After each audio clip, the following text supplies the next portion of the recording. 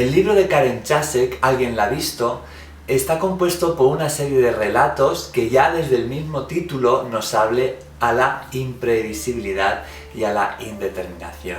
Es una indeterminación que por supuesto debe ser completada o determinada por el lector para saber cuál es ese objeto al que está haciendo referencia el pronombre la en el título.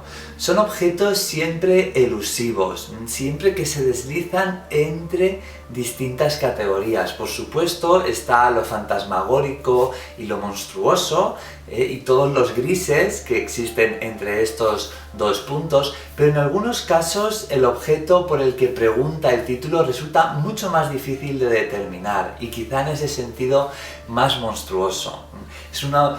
Casi todos los relatos abren tremendamente las posibilidades de imaginación llevadas a cabo por una autora que sabe multiplicar los niveles de la realidad y en consonancia se multiplican las posibilidades interpretativas.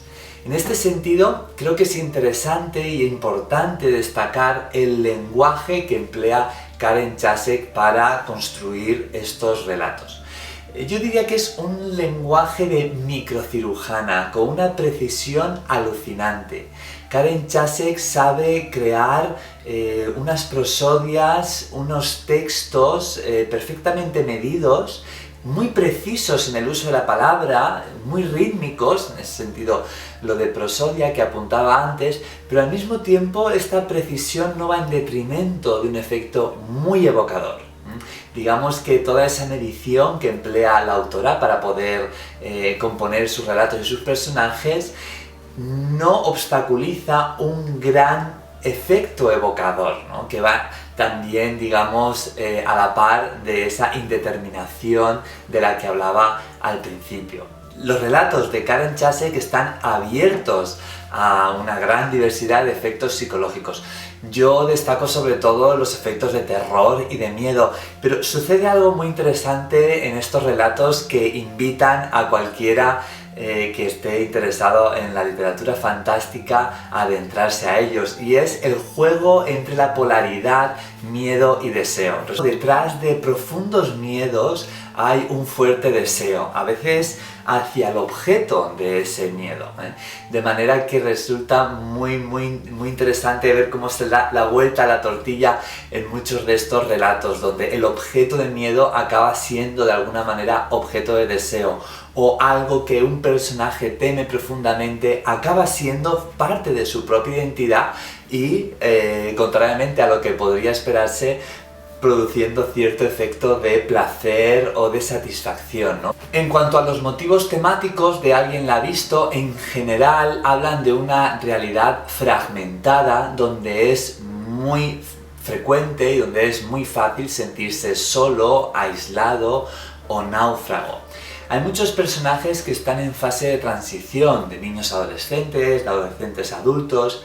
Hay algún caso también de un personaje que está en la fase de transición hacia el final de la vida, aparece en la ancianidad, y esto es muy interesante porque en ese potencial de transformación de esas fases de transición hay mucha apertura al efecto fantástico, ¿no? A la transformación, a hallar nuevas dimensiones de la personalidad. Además, abundan las familias alienantes. En muchos casos aparecen ejemplos de matrofobia, de esas madres terribles, categorizadoras, que encierran a sus hijos o hijas en una serie de categorías. Estoy pensando, por ejemplo, en el relato Hasta luego, Dr. Adler, una serie de categorías frente a las cuales luego tiene que revelarse esa protagonista. Las historias suelen darse en muchos tipos de escenarios, pero entre ellos tienen cabida los escenarios posapocalípticos, en consonancia con los tiempos que corren y con los gustos temáticos de la actualidad. Muchos personajes sin duda también transitan por categorías, como decía al comienzo de este vídeo, que se deslizan entre distintas etiquetas o entre distintas posibilidades. Abre, por lo tanto, posibilidad al posthumanismo, ¿no? Al ser humano modificado de manera que ya no es el ser humano que hemos conocido hasta el siglo XX, sino que se abre a muchísimas más posibilidades. Quizá alguien la ha visto también pregunte por esa compasión o esa esperanza en la transformación, en el salirse de categorías, en unos mapas como los actuales donde apenas hay coordenadas a las que aferrarse ni leyendas certeras. Resulta, por lo tanto, un ejercicio muy interesante dentro de las coordenadas de lo post-humano y, sin embargo, permite a lo humano explorarse en unas posibilidades prácticamente infinitas.